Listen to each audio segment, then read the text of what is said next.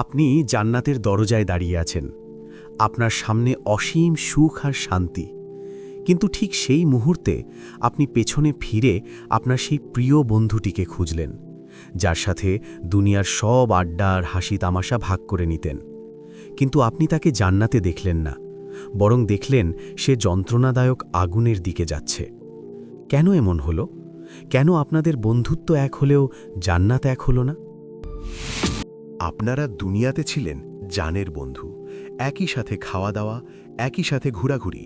কিন্তু একবার কি ভেবে দেখেছিলেন আপনার সেই প্রিয় বন্ধুটি কি আপনাকে নামাজের কথা মনে করিয়ে দিত?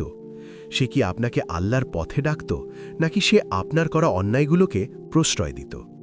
মনে রাখবেন, যে বন্ধু আপনাকে আল্লাহর কথা মনে করিয়ে দেয় না, সে আসলে আপনার বন্ধু নয়, সে আপনার পরকালের শত্রু।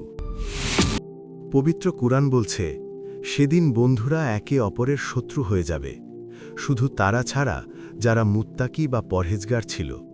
সূরা যুখরুফ ৬৭।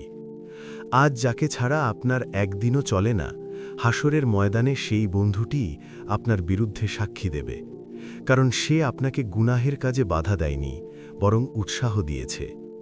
আপনাদের সেই হাসি তামাশার আড্ডাগুলো সেদিন আফসোসের কারণ হয়ে দাঁড়াবে। জান্নাতীরা যখন জান্নাতে যাওয়ার পর তাদের বন্ধুদের খুঁজে পাবে না, তখন তারা মহান আল্লাহর কাছে আরজি জানাবে, কিন্তু ততক্ষণে অনেক দেরি হয়ে যাবে। জান্নাত এবং জাহান্নামের দূরত্ব সেদিন চিরস্থায়ী হয়ে যাবে। বন্ধুত্ব এক ছিল, কারণ আপনাদের পছন্দ এক ছিল, কিন্তু জান্নাত এক হলো না, কারণ আপনাদের আমল এক ছিল না। এখনই সময় নিজের বন্ধুটির দিকে তাকানোর।